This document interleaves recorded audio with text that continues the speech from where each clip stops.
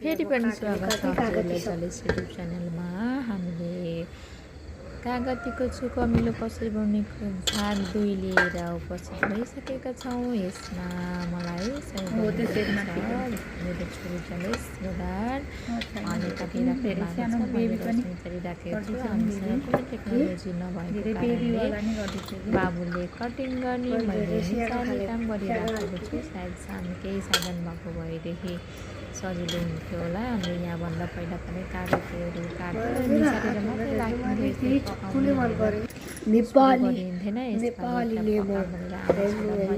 बसिएका छौँ। मेरो बाबुले यति मजा निचार्नु, ओहो जलेस बाले निचार्नु भएको कागज यति राम्रो छ, यति खुसी छ। र बच्चाहरूलाई म गर्छु भनेको चिजको कारणले त कति खुसी हुँदो रहेछ। खुसीको सीमा नै म पनि एकदम खुसी छु, किनकि अब बाबु साना छैन,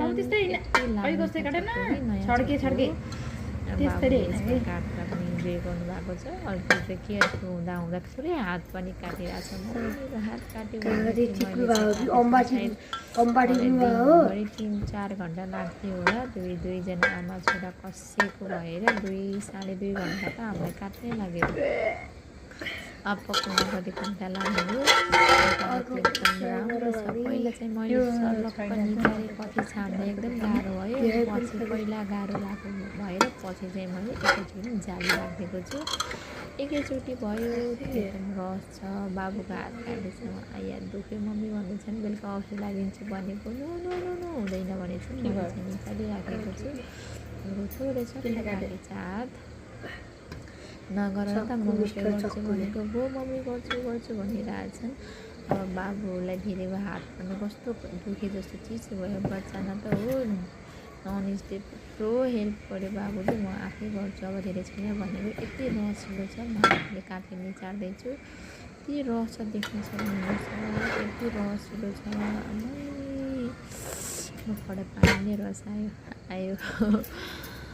अब म गरेपछि के नहोला भनेर गर्छु म त भन्न आँट्यो। सायद राम्रो होला एउटा लक्ष्य लिनुपर्छ। आगोमा म यता निचार्दैछु।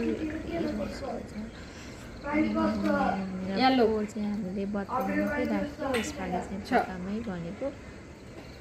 अर्को पकाएको भिडियो त म हजुरहरूलाई पकाएको भिडियो र के अरे पाकेको अमिलो चाहिँ म देखाउँछु। भोरी थियो यति भयो सुकेर। अर्को भिडियो अर्को उस चाहिँ 3मा देखाउनेछु। बाई।